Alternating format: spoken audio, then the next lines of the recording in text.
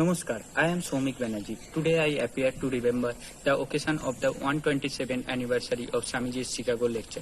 Swami Vivekananda, after his Guru Ramakrishna Dev attained Samadhi, he wanted to spread his master message to the world, and the foundation of the process began from Anandpur. Anandpur is my hometown. If you want to know why he chose Anandpur, we have to know something about Anandpur first.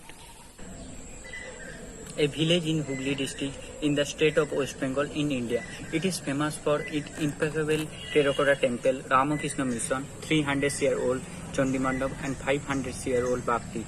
Baburam Ghosh, who was born in aristocratic family in Anandpur, mother Matangini Devi and father Tarapada Ghosh. Baburam Ghosh was one of the favorite disciples of Sri Ramakrishna, later he known as Premananda.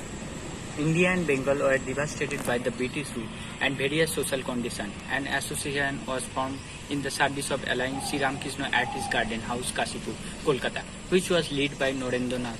Sri Ramakrishna left his body within a day. Narendranath was desperate and de-oriented from Sangha. In such a situation, Matangini Devi sent her elder son Tulsiram to invite Narendranath to Anandpur. Narendranath and his 8 brothers responded to that invite, left for Anandpur. They took Howrah Tarokeswar train, reached Horipal.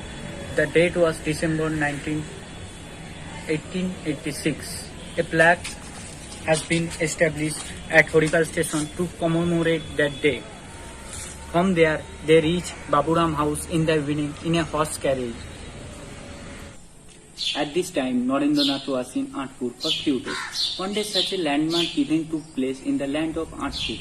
That day, 24th December, in this place, in the evening, under the starry sky, Narendranath and his 8 Guru brothers began to speak the holiness, love of Jesus Christ. From then, on of teaching and Christianity, which was the result of the tireless work and self-sacrifice various apostolic disciples began to take place.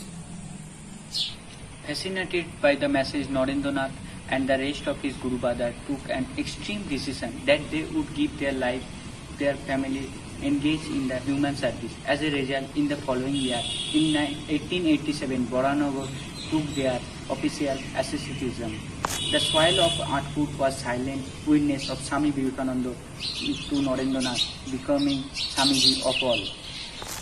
Later, Swami Shivananda recalled Anandpur. The contribution of the organization will decide to united to Anandpur. Thakur made us monk, and the idea became more mature in Anandpur. That India, scattered in the slum, poverty, that heart of the half-starved and uneducated people, that India has maintained its religion and culture even in the midst of endless suffering.